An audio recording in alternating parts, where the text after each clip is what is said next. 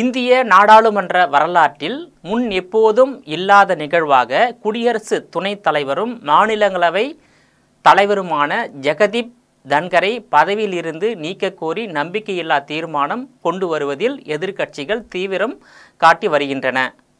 இதனையடுத்து அவையின் செயலாளரிடம் எதிர்க்கட்சிகள் அடங்கிய இந்தியா கூட்டணி உறுப்பினர்கள் வழங்கிய அறிக்கையில் அவைத் தலைவர் ஜெகதீப் தன்கர் எதிர்க்கட்சி உறுப்பினர்கள் குறிப்பாக எதிர்க்கட்சி தலைவர் மல்லிகார்ஜுன கார்கே பேசும்போது அடிக்கடி குறுக்கிடுகிறார். முக்கிய பிரச்சனைகள் குறித்து விவாதம் நடத்த அனுமதி கொடுக்க மறுக்கிறார். நாடாளுமன்ற விதிகளை மீறுகிறார். மாநிலங்களவையில் நியாயமற்றவராகவும் பாரபட்சமாகவும் நடந்து கொள்கிறார். தனது அரசியலமைப்பு பதவிக்கு ஏற்றவாறு அவர் நடந்து கொள்ளவில்லை என்று ஜெகதீப் தன்கர் மீது அடுக்கடுக்கான குற்றச்சாட்டுகள் முன்வைத்தார்.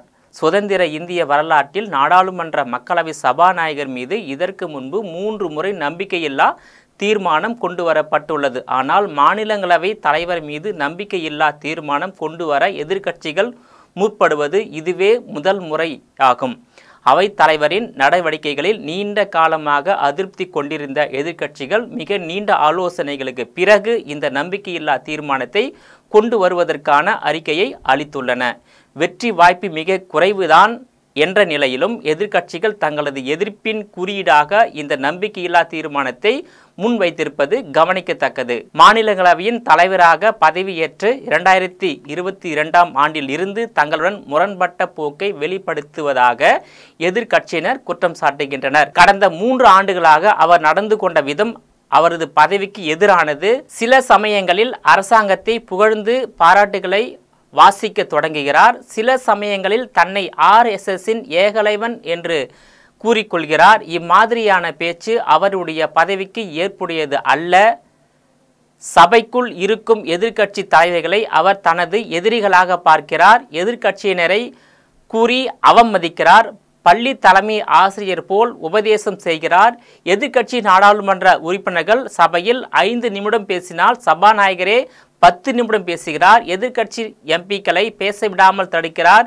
எதிர்க்கட்சிகளின் பாதுகாவலராக இருக்க வேண்டிய மாநிலங்களவை தலைவர் ஆளும் கட்சி உறுப்பினர்கள் மட்டுமே பேச அனுமதிக்கிறார். எங்களை அவமதித்து ஆளும் கட்சியினரை ஊக்கப்படுத்துகிறார் என்றெல்லாம் கதறி கூறுகிறார் மல்லிகார்ஜுன கார்கே. இந்த சூழ்நிலையில் நீண்ட கால எண்ணமான மாநிலங்களவை தலைவருக்கு எதிரான நம்பிக்கையில்லா தீர்மானத்தை எதிர்க்கட்சிகள் இப்போது கொண்டு வர தீவிரம் காட்டி வருகின்றன.